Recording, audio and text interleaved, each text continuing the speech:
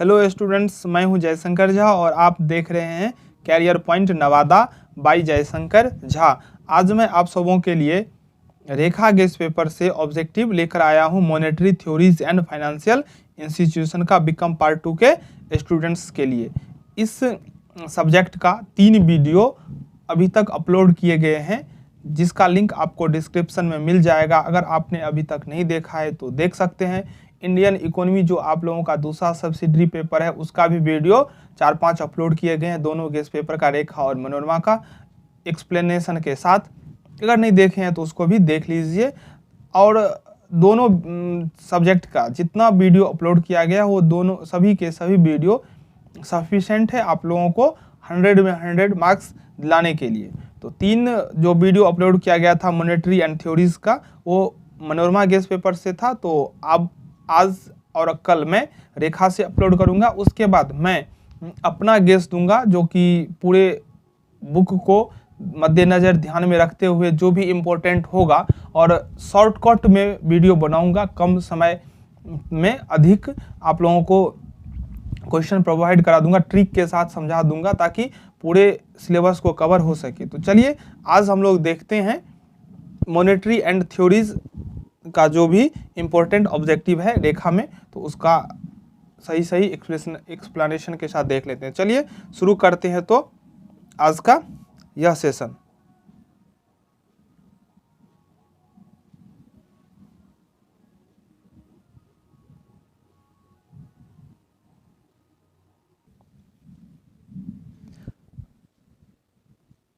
पहला जो क्वेश्चन है वो है, एक मुद्रा की दूसरे मुद्रा के रूप में कीमत कहलाती है। तो एक मुद्रा की दूसरे मुद्रा के रूप में कीमत वास्तविक विनिमय दर कहलाती है। ऑप्शन का सही होगा। दूसरा है, करेंसी नोट के विषय में कौन सा कथन सही नहीं है। पहला दिया हुआ इसे कागजी मुद्रा कहते हैं, यह कथन सही है। दूसरा ऑप्शन है, इसे वैधानिक पत्र भी कहते हैं, यह भी सही है।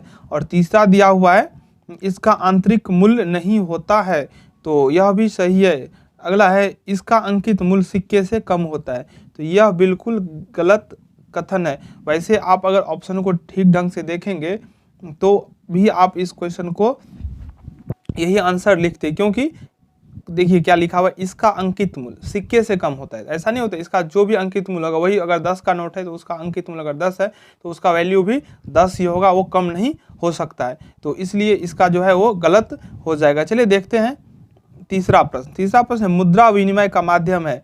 मुद्रा विनिमय का माध्यम है क्योंकि, मुद्रा विनिमय का माध्यम है क्यों? तो ऑप्शन को दिया हुआ है, दूसरी वस्तु के रूप में आसानी से परिवर्तनीय है, बिल्कुल सही है। दूसरा, इसकी सार्वभौमिक स्वीकार्यता है, बिल्कुल सही है। और तीसरा है, मुद्रा संपत्तियों में सबसे तरल है। तो तीनों ऑप्शन सही है, इसीलिए इसका उत्तर हो जाएगा इनमें से सभी।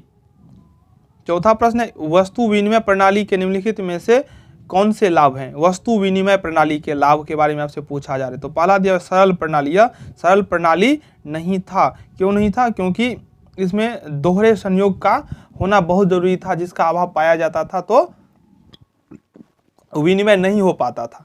दूसरा है, आपसी सहयोग में वृद्धि। वस्तु विनिमय प्रणाली जो था उसका एक ही बेनिफिट था, वो था आपसी सहयोग में वृद्धि। क्योंकि अगर हमको आपसे कुछ लेना होगा या आपको हमसे कुछ लेना होगा, तो इस स्थिति में हम दोनों के बीच में जो है वो सहयोगात्मक भावना होना चाहिए। बिना सहयोगात्मक भावना के हम विनिमय नहीं कर सकते हैं। तो यही एक बेनिफिट था वस्तु विनिमय प्रणाली का। इसके अतिरिक्त सभी के सभी जो थे वो हानि ही थे। पांचवा जो प्रश्न है वो है, व्यापारिक बैंकों द्वारा स्वीकार की जाने वाली प्रमुख जमाएं कौन सी है? तो चालू जमा यह भी है, बचत जमा ये भी है, सावधि जमा ये भी है, तो उपयुक्त सभी होगा। व्यापारिक बैंकों द्वारा जो जमा ली जाती है उसमें सब चालू जमा, बचत जमा और सावधि जमा। चलिए देखते हैं अगला है छठा प्रश्न, एटीएम का पूर्ण रूप क्या है? तो एटीएम का पूर्ण रूप होता है ऑटोमेटेड टेलर मशीन। ऑप्शन ग इसका सही है। सातवां प्रश्न है, अपस्फीतिक अंतराल की दशाएं। तो पहला दिया हुआ है, मांग में तेजी से वृद्धि होती है, नहीं। पूर्ति में तेजी से वृद्धि होती है, नहीं। पूर्ति और मांग दोनों बराबर होते हैं, नहीं। तो इसका सही उत्तर इनमें से कोई नहीं। चलिए देखते हैं आठवां प्रश्न है, केंद्रीय बैंक द्वारा कौन सी मुद्रा जारी की जाती है? तो केंद्रीय बैंक के द्वारा चलन मुद्रा जारी किया जाता है। केंद्रीय बैंक के द्वारा चलन मुद्रा जारी किया जाता है। 9वां प्रश्न है मुद्रा विकास क्रम का सही अनुक्रम कौन सा है? तो मुद्रा विकास का जो सही अनुक्रम है इसमें से ये हो जाएगा वस्तु मुद्रा, धातु मुद्रा, पत्र मुद्रा और शाख मुद्रा। तो ये सबसे पहले वस्तु मुद्रा, फिर धातु मुद्रा, फिर उसके बाद पत्र मुद्रा और फिर सबसे लास्ट में शाख मुद्रा। 10वां प्रश्न है बैंकिंग लोकपाल योजना की घोषणा किस वर्ष की गई? तो 1995 ईस्वी में बैंकिंग लोकपाल योजना की घोषणा 1995 ईस्वी में किया गया। 11वां प्रश्न है निम्नलिखित में से किसके अनुसार मुद्रा वह धुरी है जिसके चारों ओर समस्त अर्थ विज्ञान चक्कर लगाता है? यह कथन है मार्शल का। मार्शल का यह कथन है जो मुद्रा वह धुरी है जिसके चारों ओर समस्त अर्थ विज्ञान चक्कर लगाता है। 12वां प्रश्न है व्यावसायिक बैंक के प्रमुख कार्य क्या है? तो व्यावसायिक बैंक के जो प्रमुख कार्य है ग्राहकों की जमा स्वीकार करना, यह तो है ही। दूसरा है ग्राहकों को कर देना और नोट निर्गमन करना। तो व्यावसायिक बैंक नोट निर्गमन नहीं करता है, तो यह कार्य नहीं है। क और ख दोनों व्यावसायिक बैंक का कार्य, इसलिए घ इसका सही उत्तर हो जाएगा। 13वां प्रश्न है निम्न में से किसका संबंध बैंकिंग सुधार से है? तो बैंकिंग सुधार से किसका संबंध है? तो 1991 सही है और दूसरा है नरसिम्हम समिति। तो इसका सही उत्तर हो जाएगा घ, क्योंकि क और ख दोनों इसका सही उत्तर है। 14वां प्रश्न है किस वर्ष में भारत में 14 बड़े अनुसूचित व्यावसायिक बैंकों का राष्ट्रीयकरण किया गया? तो 1969 ईस्वी में जो है व्यावसायिक बैंक का राष्ट्रीयकरण किया गया। 15वां प्रश्न सामान्य आदमी का बैंक कौन सा है? तो व्यापारिक बैंक जो है वो सामान्य आदमी का बैंक है। 16वां प्रश्न देश के केंद्रीय बैंक द्वारा कौन सी मुद्रा जारी की जाती है? तो देश के केंद्रीय बैंक द्वारा चलन मुद्रा जारी की जाती है। 17वां प्रश्न है भारत में 1 रुपया का नोट कौन जारी करता है? तो भारत में 1 रुपया का नोट वित्त मंत्रालय जारी करता है। 18वां प्रश्न निम्न में से मुद्रा के प्राथमिक कार्य कौन है? तो मुद्रा का जो प्राथमिक कार्य है वो उसमें विनिमय का माध्यम तो है ही और मूल्य मापक है ही। तो क और ख दोनों मुद्रा का प्राथमिक कार्य है। 19वां प्रश्न व्यावसायिक बैंक का कार्य है। तो व्यावसायिक बैंक का है करेंसी नोट का निर्गमन करना, यह कार्य नहीं है। ग्राहकों का जमा स्वीकार करना और ग्राहकों को ऋण देना दोनों कार्य व्यावसायिक बैंक का है। चलिए देखते हैं अगला प्रश्न भारत में मुद्रा पूर्ति के कितने माप है? तो भारत में मुद्रा पूर्ति के 4 माप है, ऑप्शन ग राइट है। 21वां प्रश्न शाख मुद्रा का विस्तार होता है जब CRR घटता है। शाख मुद्रा का विस्तार तब होता है जब CRR घट जाता है। 22वां प्रश्न मुद्रा का कार्य है। तो मुद्रा का कार्य है विनिमय का माध्यम, मूल्य का मापन, मूल्य का संचय। तो सभी कार्य मुद्रा का है। 23वां प्रश्न है केंद्रीय बैंक शाख नियंत्रण करता है। तो बैंक दर द्वारा, खुले बाजार के द्वारा, CRR के द्वारा। तो सभी आंसर ऑप्शन इसका सही है। चलिए 24वां प्रश्न है केंद्रीय बैंक के कौन से कार्य हैं? तो नोट निर्गमन करना केंद्रीय बैंक का कार्य है। सरकार का बैंक, सही बात है। विदेशी विनिमय कोष का संरक्षक, तो उपर्युक्त सभी इसका आंसर होगा। 25वां प्रश्न है भारत में बैंकिंग क्षेत्र सुधार प्रारंभ हुआ। तो 1991 ईस्वी में भारत में बैंकिंग क्षेत्र सुधार जो प्रारंभ हुआ वो 1991 ईस्वी में। 26वां प्रश्न है अपस्फीतिक अंतराल की दशाएं हैं। तो पूर्ति में तेजी से वृद्धि। अभी मैं आप लोगों को चैप्टर वाइज भी वीडियो दे दिया हूं, अब पूरा मिश्रण वीडियो दे रहा हूं। कल संभवतः हो जाएगा, नहीं तो परसों 12 तारीख को, क्योंकि आप लोगों का 14 को एक एग्जाम है, तो मैं 12 तक लेटेस्ट हम इंडियन इकोनॉमी का एक डिटेल्स वीडियो बहुत ही लिमिटेड टाइम में अपलोड होगा, उसको आप जरूर देखिएगा और एग्ज़ाम अच्छा होगा ऐसा मुझे विश्वास है। 27वां प्रश्न है प्राचीन काल के सिक्कों की पूर्ति। तो बेलोचदार है। प्राचीन काल के सिक्कों की पूर्ति क्या है? बेलोचदार है।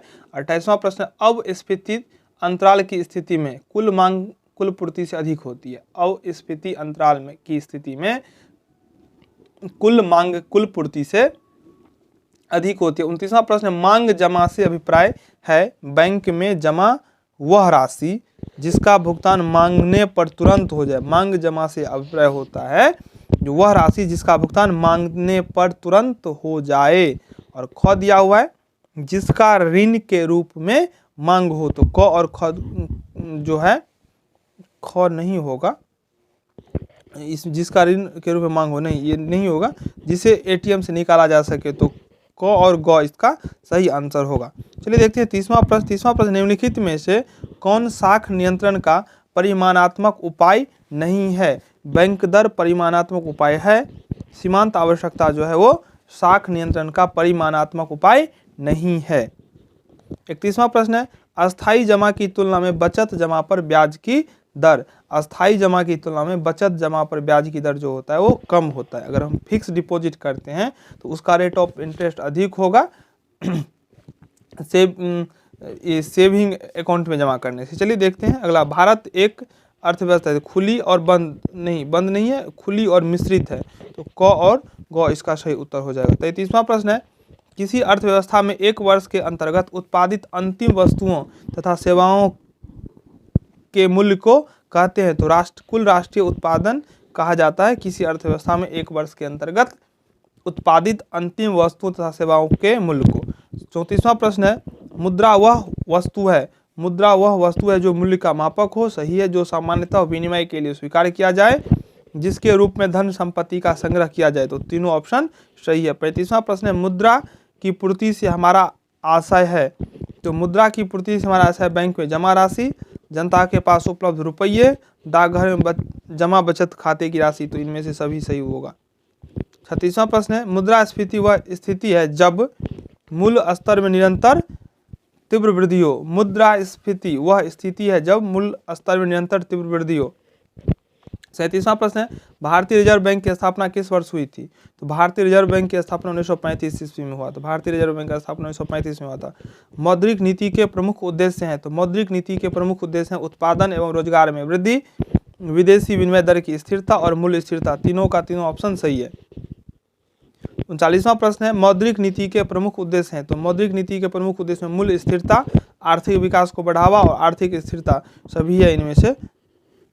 40वां प्रश्न है, भारत का केंद्रीय बैंक है। तो भारत का केंद्रीय बैंक है reserve bank of India. RBI जो है भारत का केंद्रीय बैंक है। 41वां प्रश्न है, व्यापारिक बैंकों का यह कार्य नहीं है।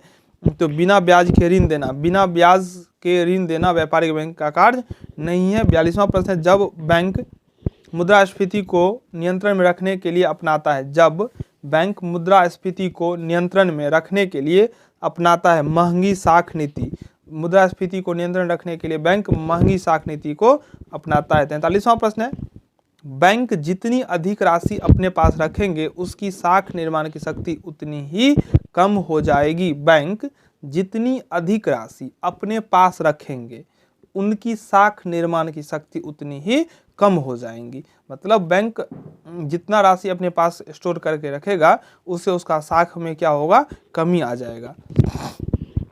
44वां प्रश्न, साख निर्माण से तात्पर्य बैंकों की उस शक्ति से है जिसके द्वारा वे साख निर्माण से तात्पर्य बैंकों की उस शक्ति है जिसके द्वारा वे गौण जमाओं का विस्तार करते हैं। आपको वीडियो में उतना क्वालिटी नहीं मिलेगा लेकिन कंटेंट में बहुत ज़्यादा क्वालिटी मिलेगा, क्योंकि मेरे पास समय का बहुत ज़्यादा अभाव रहता है जिसके कारण मैं वीडियो को अच्छा बनाने में, एडिटिंग करने में उतना ध्यान नहीं देता हूँ।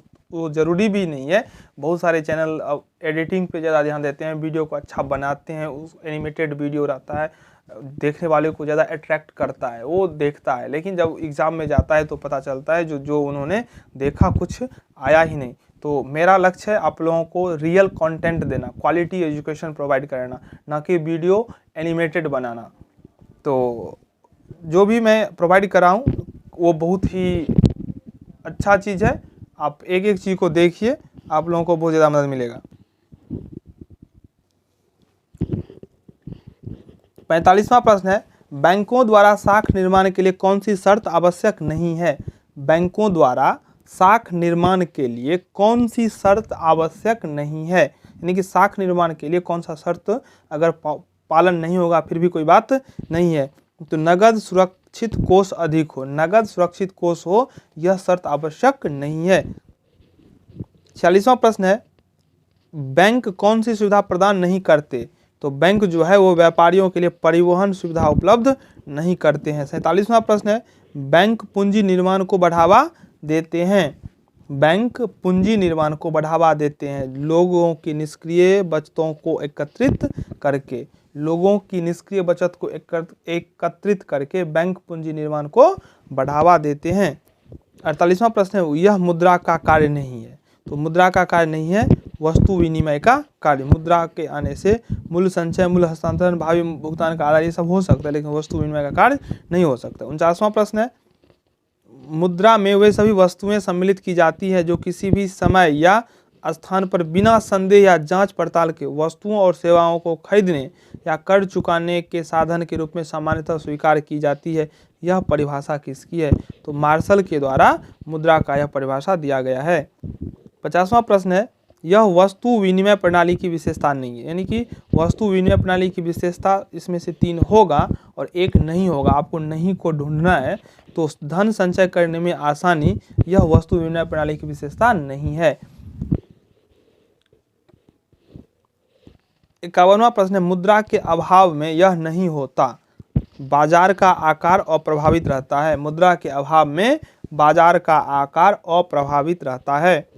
52वां प्रश्न है, वार्षिक वित्तीय विवरण में शामिल होता है। तो वार्षिक वित्तीय विवरण में शामिल होता है मुख्य बजट। 53वां प्रश्न, राजस्व प्राप्तियों को 2 भागों में बांटा जाता है, कर एवं गैर कर प्राप्तियां। राजस्व प्राप्ति को 2 वर्गों में बांटा गया है।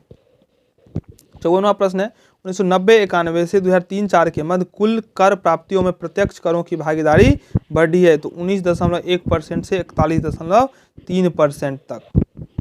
55वां प्रश्न, 1990-91 से 3-4 के मध्य भागीदारी घटी है। तो अप्रत्यक्ष करों की भागीदारी जो है वो घटी है। 56वां प्रश्न, पूंजीगत बजट में शामिल होते हैं। तो पूंजीगत बजट में पूंजीगत व्यय एवं पूंजीगत प्राप्तियां। 7वां प्रश्न है, राजकोषीय घाटा होता है। तो राजकोषीय घाटा जो है वो कुल व्यय माइनस गैर ऋण कुल प्राप्तियां।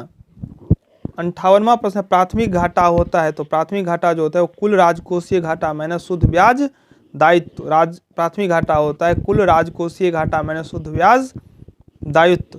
59वां प्रश्न है, जो कर आय पर निर्भर नहीं होता है, जो कर आय पर निर्भर नहीं होता है वो एकमुश्त कर कहलाता है। जो कर आय पर निर्भर नहीं होता है वो एकमुश्त कर कहलाता है। 60वां प्रश्न, अंतरराष्ट्रीय वित्त निगम की स्थापना किस वर्ष हुई थी? अंतरराष्ट्रीय वित्त निगम की स्थापना 1956 ईस्वी में हुआ था। 61वां प्रश्न है, एशियाई विकास बैंक की स्थापना कब हुई थी? तो एशियाई विकास बैंक की स्थापना 1967 ईस्वी में हुआ। 62वां प्रश्न, अंतर्राष्ट्रीय विकास परिषद की स्थापना कब हुई थी? तो अंतर्राष्ट्रीय विकास परिषद की स्थापना 1960 ईस्वी में हुआ। 63वां प्रश्न है, विश्व बैंक का मुद्रा कोष से क्या संबंध है? तो विश्व बैंक का मुद्रा कोष के साथ जो है वो सहायक संस्था है। तो यह मुद्रा कोष की क्या है? सहायक संस्था। विश्व बैंक मुद्रा कोष की सहायक संस्था है। चलिए 64वां प्रश्न है, विश्व बैंक के आजकल कितने राष्ट्र सदस्य हैं? तो 188 जो हैं विश्व बैंक के राष्ट्र सदस्य हैं। 65वां प्रश्न है, विश्व बैंक का मुख्य उद्देश्य है। तो विश्व बैंक का जो पहला उद्देश्य वह है सदस्य राष्ट्रों के आर्थिक विकास के लिए दीर्घकालीन ऋण और स्पष्ट दान करना, और जो है वो है दूसरा होगा तकनीकी परामर्श देना, इसलिए इसका उत्तर हो जाएगा ग। चलिए 66वां प्रश्न है, विश्व बैंक ने किस वर्ष से कार्य करना प्रारंभ किया? तो 1947 ईस्वी से। 67वां प्रश्न है, विश्व बैंक के सदस्यों को भारत का क्या स्थान है? विश्व बैंक के सदस्यों को भारत का क्या स्थान है? तो 13वां। विश्व बैंक के सदस्यों को भारत का स्थान उसमें है 13वां। 68वां प्रश्न है, ब्रिटेन वुड सम्मेलन किस वर्ष हुआ था? तो ब्रिटेन वुड सम्मेलन जो है 1944 ईस्वी में हुआ। 69वां प्रश्न है, भारत मुद्रा कोष का कब से सदस्य है? भारत मुद्रा कोष का कब से सदस्य है? तो प्रारंभिक सदस्य है मुद्रा कोष का भारत। 70वां प्रश्न है, मुद्रा कोष का प्रधान उद्देश्य क्या है? तो मुद्रा कोष का जो प्रधान उद्देश्य है वो पहला है सदस्य राष्ट्रों के भुगतान संतुलन के अस्थायी घाटे की पूर्ति, दूसरा विनिमय दर में बड़े बड़े परिवर्तनों को दूर करना, और तीसरा है आर्थिक विकास में सहायता करना। तीनों का तीनों मुद्रा कोष का जो है प्रधान उद्देश्य है। 71वां प्रश्न,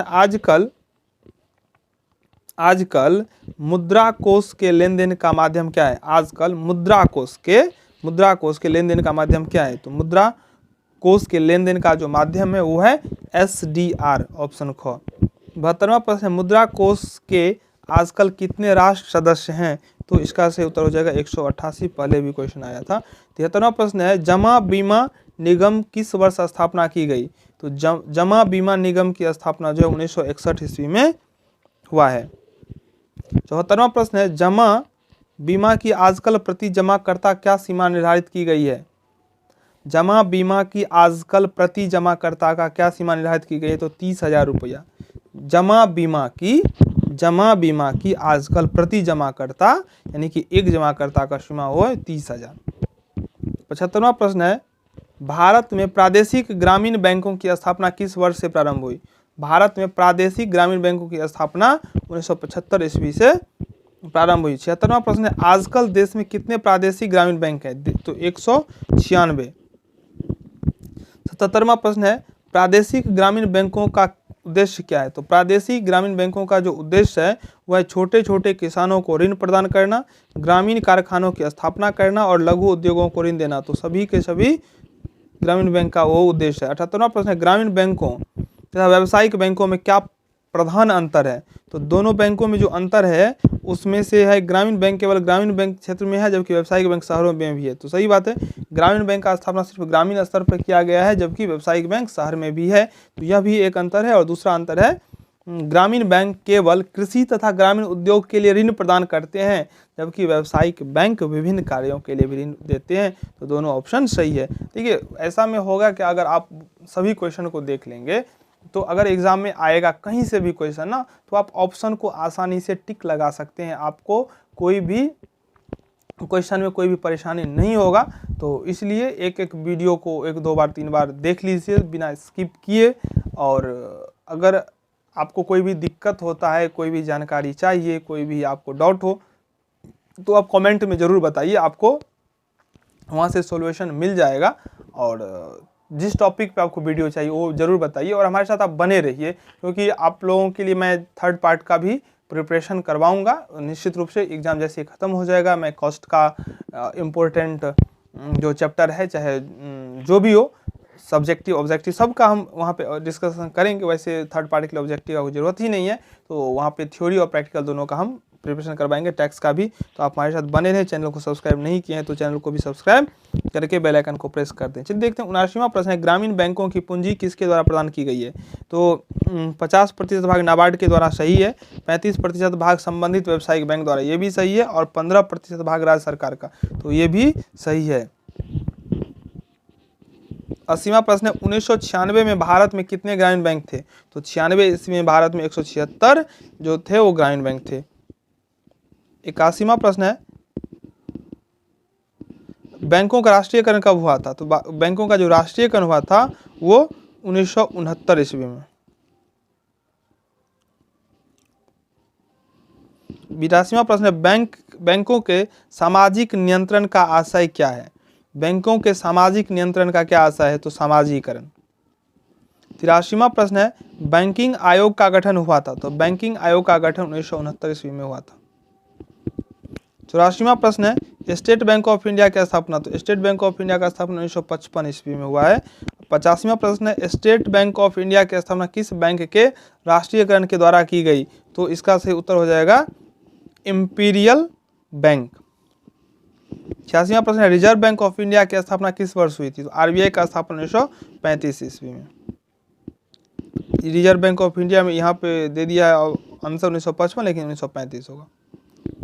87वां प्रश्न है, 1993 में किस राष्ट्रीयकृत बैंक को पंजाब नेशनल बैंक में मिला दिया गया? तो न्यू बैंक ऑफ इंडिया को 1993 ईस्वी में पंजाब नेशनल बैंक में मिला दिया गया।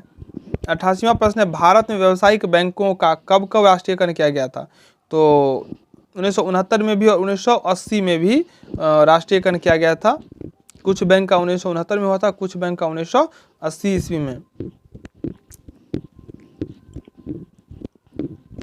ये जो 81वां प्रश्न है, बैंक राष्ट्रीयकरण कब हुआ था? तो 1969 में भी और 1980 में भी। क और ख इसका दोनों जो है वो सही उत्तर होगा।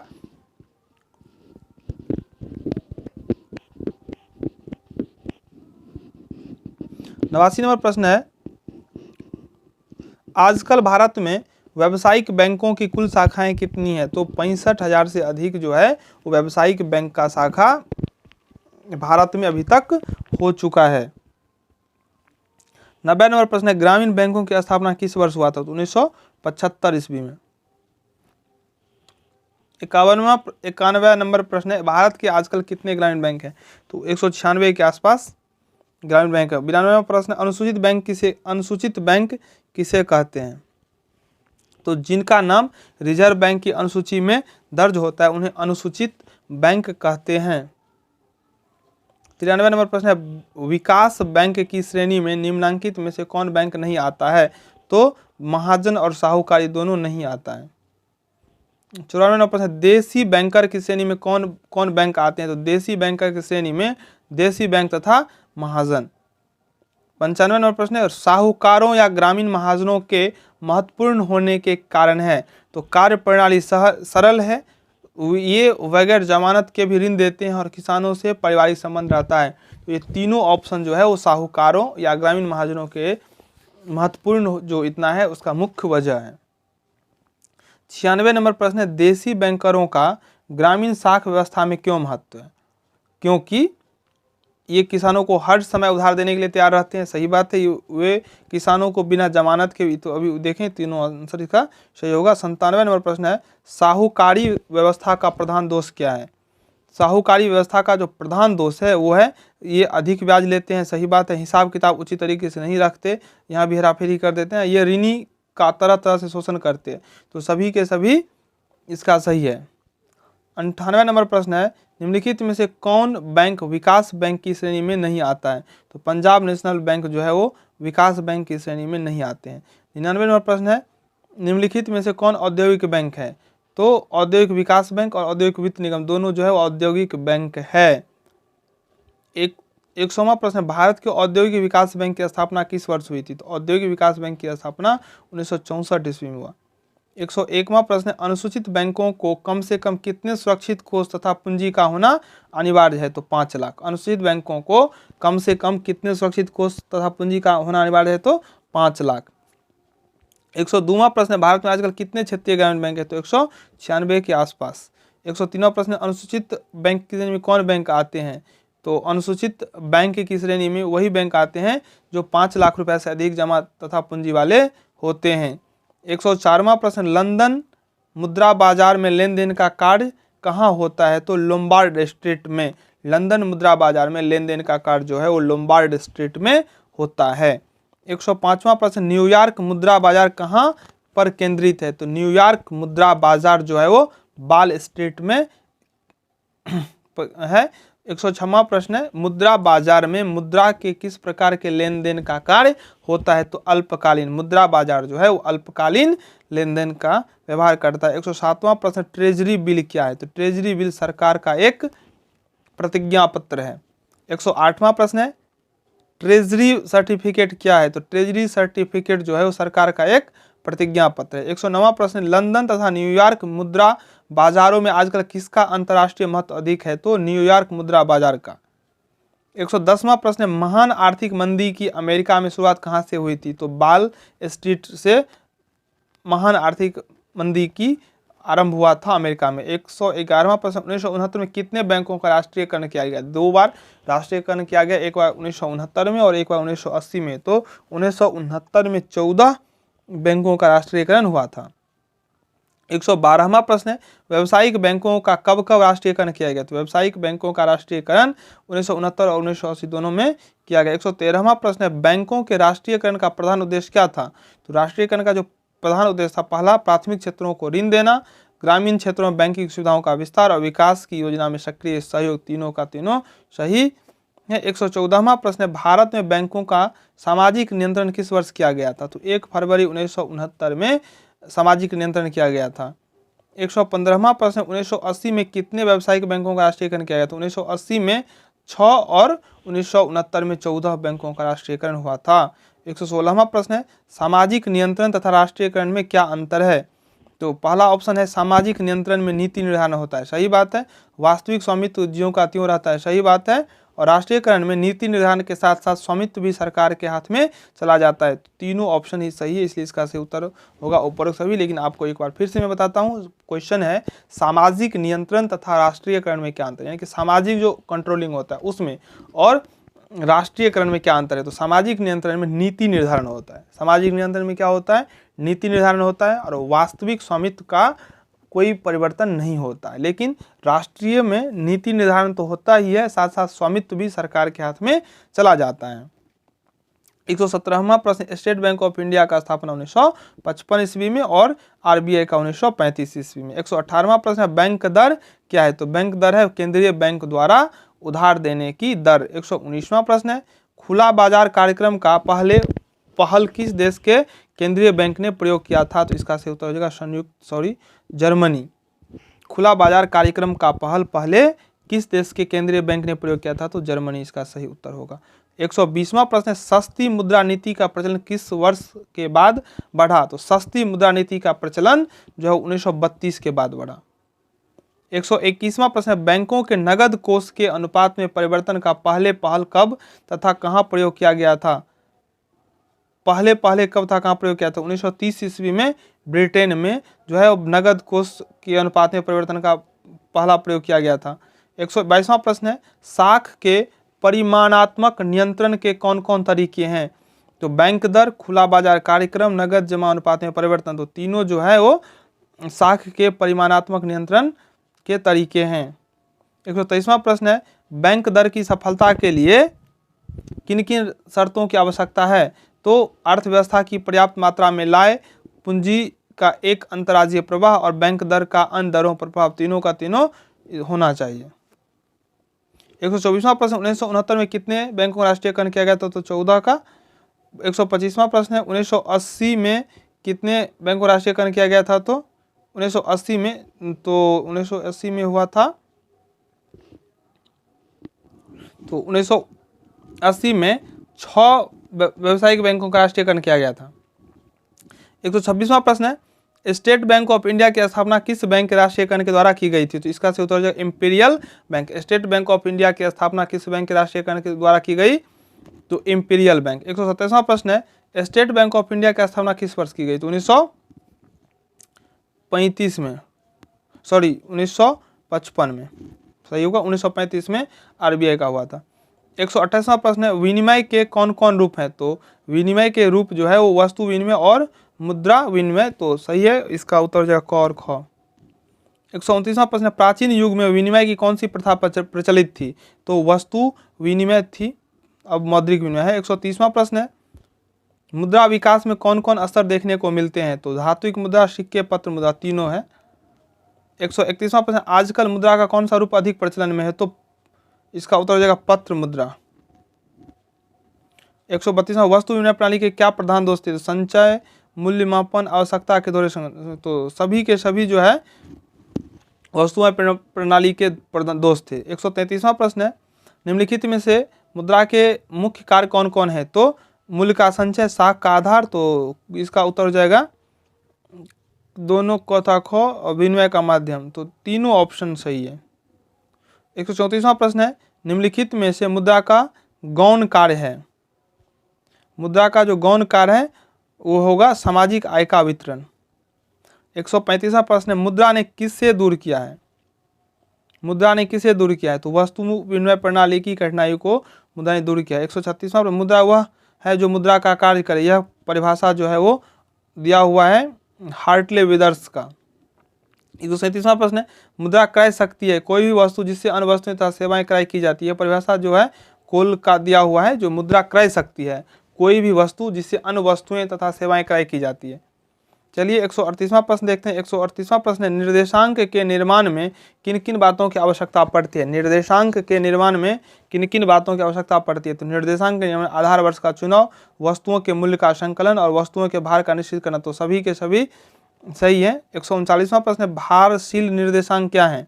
तो भारशील निर्देशांक में जिसमें सभी वस्तुओं को उनके महत्व के अनुसार भार दिया जाता है। भारशील निर्देशांक में सभी वस्तुओं को उनके महत्व के अनुसार भार दिया जाता है। 140वां प्रश्न, आधार वर्ष किस प्रकार का होना चाहिए? तो समान वर्ष का होना चाहिए, आधार वर्ष सामान्य वर्ष का होना चाहिए। 141वां प्रश्न है, निर्देशांक में निर्देशांक से कौन कौन लाभ प्राप्त होता है? तो मुद्रा की क्रय शक्ति का ज्ञान, मौद्रिक नीति के निर्धारण में सुविधा और जीवन स्तर के तुलनात्मक अध्ययन में सुविधा, तो तीनों का तीनों सही है।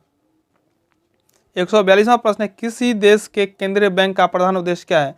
तो किसी देश के केंद्रीय बैंक का जो प्रधान उद्देश्य है वो होता है पत्र मुद्रा जारी करना, सरकार की मौद्रिक नीति को कार्यान्वित करना और अन्य बैंकों पर नियंत्रण, तो इसका सही उत्तर हो जाएगा इनमें से सभी। 143वां, किसी देश में कितने केंद्रीय बैंक होते हैं? तो केंद्रीय बैंक एक ही होते हैं, भारत में रिजर्व बैंक ऑफ इंडिया। 144वां प्रश्न है, व्यावसायिक बैंक का मुख्य कार्य क्या है? तो व्यावसायिक बैंक का जो मुख्य कार्य है ये सभी हो जाएगा, छोटे छोटे बचतों को एकत्र करना, ऋण प्रदान करना और ग्राहकों के एजेंट के रूप में कार्य करना। 45वां प्रश्न है, भारत में प्रादेशिक ग्रामीण बैंक की स्थापना कब से प्रारंभ हुआ? तो 1975 में 2 अक्टूबर को गांधी जयंती के दिन हुआ था। 146वां प्रश्न है, भूमि विकास बैंक का मुख्य कार्य क्या है? तो भूमि विकास बैंक का जो मुख्य कार्य हुआ है भूमि की जमानत पर भूमि विकास के लिए दीर्घकालीन ऋण देना। 147वां प्रश्न है, साख का क्या तात्पर्य है? तो साख का तात्पर्य है भुगतान स्थगन। 148वां प्रश्न है, व्यावसायिक बैंक साख का सृजन किस प्रकार से करता है? तो नगद मुद्रा जमा के रूप में प्राप्त कर, अपने ग्राहकों को ऋण देकर, विनिमय बिलों का बट्टा करके। तो तीनों जो प्रक्रिया है वो व्यावसायिक बैंक का साख सृजन करना। 149वां प्रश्न है, व्यावसायिक बैंकों के साख सृजन की शक्ति की क्या सीमा होती है? व्यावसायिक बैंकों के साख सृजन की जो शक्ति की सीमा होती है वो होती है नगद कोष का भुगतान सही, केंद्रीय बैंक की साख नियंत्रण नीति और जनता की बैंकिंग आदतें, सभी के सभी सही है।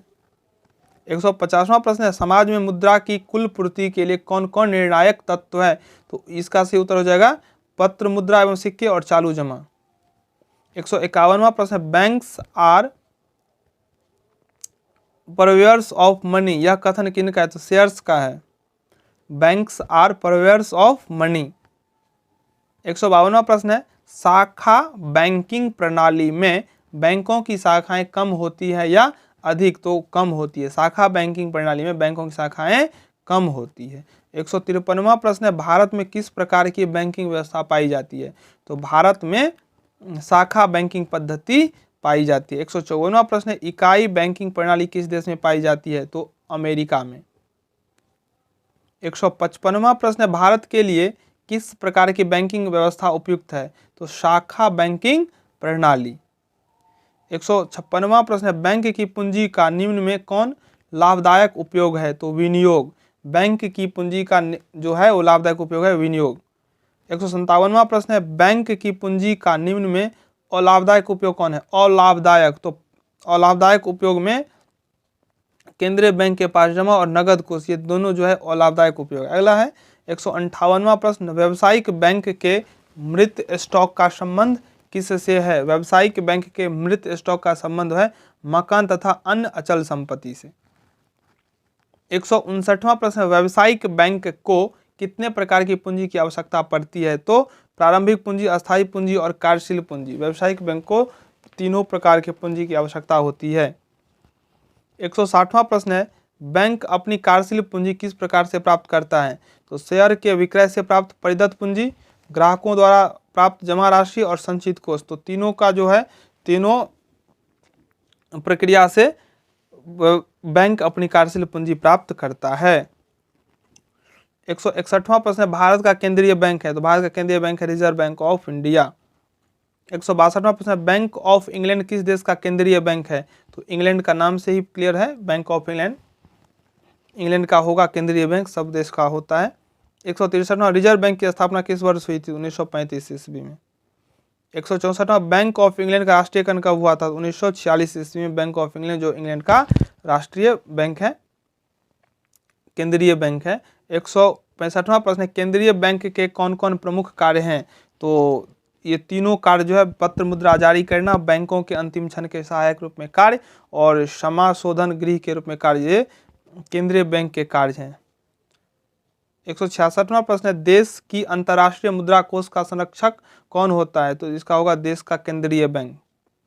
167वां प्रश्न है, बैंकों का बैंक किस बैंक को कहा गया है? तो देश के केंद्रीय बैंक को बैंकों का बैंक कहा जाता है। 168वां प्रश्न है, पत्र मुद्रा जारी करने के कौन कौन तरीके हैं? तो पत्र मुद्रा जारी करने के अनुपातिक निधि पद्धति, अधिकतम आरक्षित निर्गमन प्रणाली और न्यूनतम निधि प्रणाली। इसका सभी आंसर हो जाएगा। 169वां प्रश्न है, केंद्रीय बैंक के अंतिम क्षण के सहायक का क्या तात्पर्य है? तो व्यावसायिक बैंकों को अंतिम क्षण में सहायता देना। 170वां प्रश्न है, भारत में पत्र मुद्रा जारी करने का अधिकार किसे प्राप्त है? तो भारत में पत्र मुद्रा जारी करने का अधिकार जो है वो रिजर्व बैंक ऑफ इंडिया को प्राप्त है। 171वां प्रश्न, बैंक दर के महत्व में प्रथम महायुद्ध के बाद क्यों कमी हुई? तो मुद्रा बाजार की स्थिति में परिवर्तन के कारण, आर्थिक व्यवस्था में परिवर्तन और सस्ती मुद्रा नीति को अपनाया जाना, यह सभी कारण थे। 172वां प्रश्न, निम्नलिखित में से कौन साख नियंत्रण का परिमाणात्मक तरीका है? तो बैंक दर। 173वां प्रश्न, इनमें से कौन साख नियंत्रण का गुणात्मक तरीका है? तो इसका सही उत्तर होगा साख का रेशनिंग। 174वां प्रश्न, केंद्रीय बैंक के प्रमुख कार्य हैं? तो केंद्रीय बैंक के प्रमुख कार्य तीनों है, ये क्वेश्चन बहुत बार डिस्कस किया जा चुका है। 175वां प्रश्न, निम्नलिखित में कौन साख नियंत्रण का उद्देश्य है? तो विनिमय दर को अस्थायी बनाना, मूल्य तल को अस्थायी बनाना और उच्च स्तर पर आय एवं रोजगार को अस्थायी बनाना, ये सभी कार्य साख नियंत्रण का उद्देश्य है। 176वां प्रश्न, निम्नलिखित में से कौन साख नियंत्रण का परिमाणात्मक तरीका है?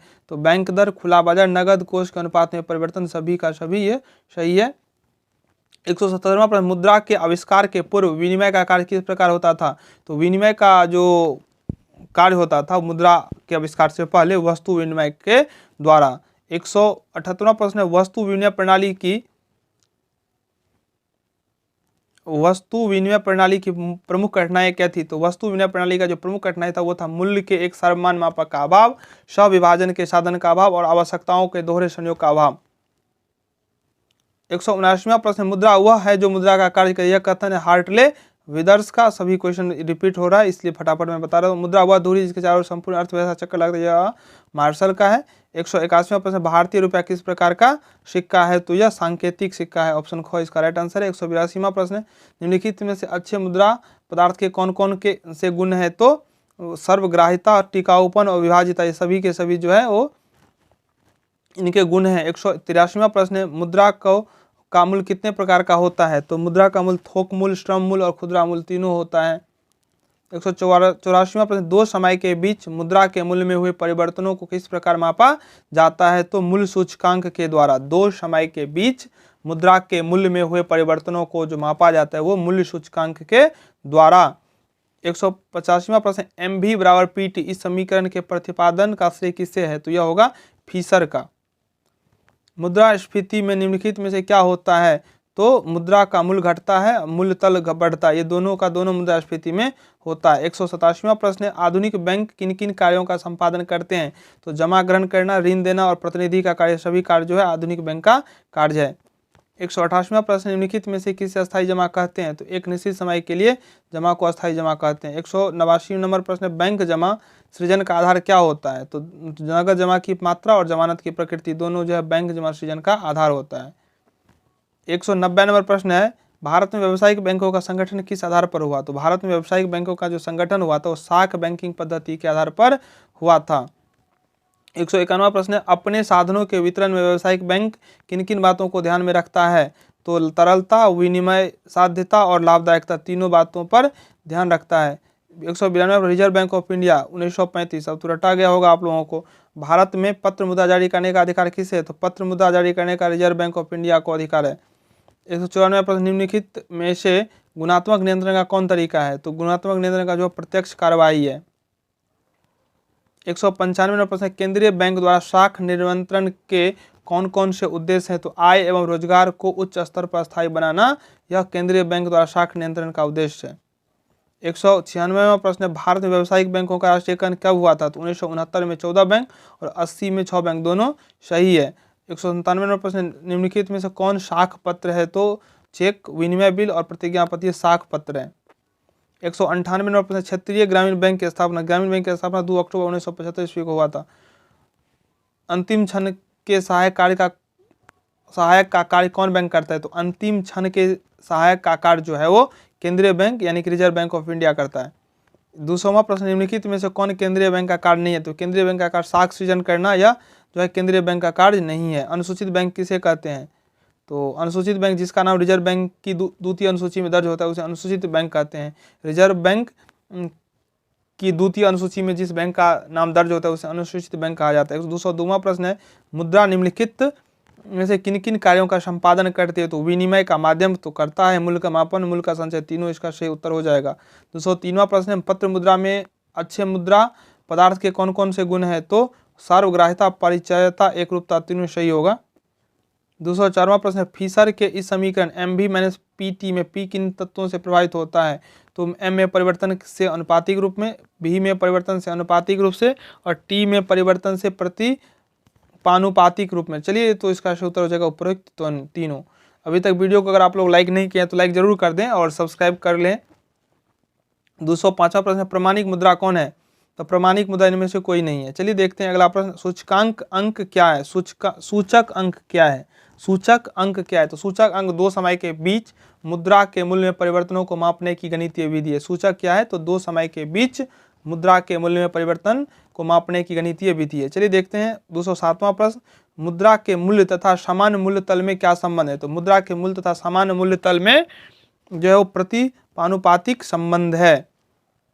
208वां प्रश्न, मुद्रास्फीति क्या है?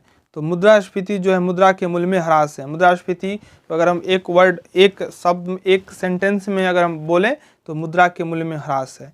209वां प्रश्न है मुद्रा अपस्फीति क्या है? तो मुद्रा के मूल्य में वृद्धि। 210वां inflation is unjust and deflation is inexpedient. यह कथन किसका है? यह कथन है केन्स का। 211वां प्रश्न है मुद्रा के भ्रमण प्रवाह भी तथा पी यानी सामान्य मूल्य तत्व में क्या संबंध है? तो यह सीधा अनुपातिक है। निम्नलिखित में से आधुनिक बैंकों के कौन कौन पूर्वज हैं? तो महाजन, ऋणदाता और सुनार या सर्राफ, ये तीनों जो है आधुनिक बैंक के पूर्वज हैं। चलिए 213वां प्रश्न है बैंक जमा कितने प्रकार का होता है? तो बैंक जमा चालू जमा, बचत जमा और सारी जमा, ये डी हो जाएगा इसका सही उत्तर। 214वां प्रश्न है इकाई बैंकिंग पद्धति किस देश में प्रचलित है? इकाई बैंकिंग पद्धति जो है वो अमेरिका में प्रचलित है। 215वां प्रश्न है निम्नांकित में से किस देश में शाखा बैंकिंग पद्धति का प्रचलन नहीं है? शाखा बैंकिंग का जो अमेरिका में प्रचलन नहीं है। 216वां प्रश्न है बैंक के साधनों की तरलता का क्या तात्पर्य है? तो साधनों की तरलता का तात्पर्य नगद मुद्रा में शीघ्र परिवर्तनशीलता। 217वां प्रश्न भारत का केंद्रीय बैंक है? तो ये बहुत बार आ चुका है reserve bank of India. Reserve bank of India का राष्ट्रीयकरण कब हुआ? तो रिजर्व बैंक ऑफ इंडिया का राष्ट्रीयकरण 1949 में हुआ। आरबीआई का राष्ट्रीयकरण 1949 ईस्वी में हुआ। 219वां प्रश्न है 6 बड़े व्यावसायिक बैंकों का राष्ट्रीयकरण किया गया? तो 1980 ईस्वी में किया गया। 220वां प्रश्न है प्रादेशिक ग्रामीण बैंकों की स्थापना किस वर्ष से प्रारंभ हुई थी? तो 1975 से 2 अक्टूबर। चलिए देखते हैं 221वां प्रश्न आजकल प्रादेशिक ग्रामीण बैंकों की संख्या कितनी है? तो प्रादेशिक ग्रामीण बैंकों की संख्या जो है वो 196 है। 222वां प्रश्न नाबार्ड का प्रमुख उद्देश्य क्या है? तो नाबार्ड का जो प्रमुख उद्देश्य है वह कृषि तथा ग्रामीण वित्त की शीर्ष संस्था के रूप में कार्य करना। नाबार्ड का प्रमुख उद्देश्य है कृषि तथा ग्रामीण वित्त की शीर्ष संस्था के रूप में कार्य करना। 223वां प्रश्न है भारत में शाख नियंत्रण का कार्य कौन बैंक करता है? तो शाख नियंत्रण का कार्य जो है रिजर्व बैंक ऑफ इंडिया करता है। 224वां प्रश्न निम्नलिखित में कौन केंद्रीय बैंक का कार्य नहीं है? तो केंद्रीय बैंक कृषि तथा उद्योग को ऋण देना यह केंद्रीय बैंक का कार्य नहीं। 225वां प्रश्न है निम्नलिखित में से कौन शाख के परिमाणात्मक नियंत्रण का तरीका नहीं है? तो प्रत्यक्ष कार्यवाही जो है वो परिमाणात्मक नियंत्रण का तरीका नहीं है। 226वां प्रश्न है विदेशी विनिमय बैंकों का मुख्य कार्य क्या है? तो विदेशी विनिमय बैंकों का जो मुख्य कार्य है वह है विदेशी व्यापार के लिए ऋण प्रदान करना। 227वां प्रश्न है बैंकिंग लोकपाल योजना की घोषणा किस वर्ष की गई? तो बैंकिंग लोकपाल योजना का घोषणा जो है 1995 ईस्वी में किया गया। बैंकिंग लोकपाल योजना की घोषणा कब हुआ? 1995 ईस्वी में। 228वां प्रश्न राजस्व घाटा होता है?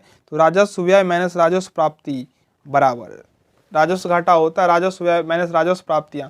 तो ये 228 प्रश्न जो थे वो रेखा गैस पेपर से आप लोगों का इस सब्सिडी का था। तो इसका आंसर आप लोग जान गए होंगे। मुझे आशा है आप लोग को याद हो गया होगा, नहीं तो एक दो बार और देखेंगे तो निश्चित रूप से याद हो जाएगा। एक एक क्वेश्चन को ठीक से देख लें और नेक्स्ट वीडियो का इंतजार कीजिए। अगर चैनल को सब्सक्राइब नहीं किए हैं तो सब्सक्राइब कर लें। अगर अच्छा लगा हो तो वीडियो को लाइक भी कर सकते हैं, अपने फ्रेंड्स के साथ शेयर कर दें। चलिए तो अभी के लिए आप सबसे विदा लेता हूँ। बहुत बहुत आपको धन्यवाद।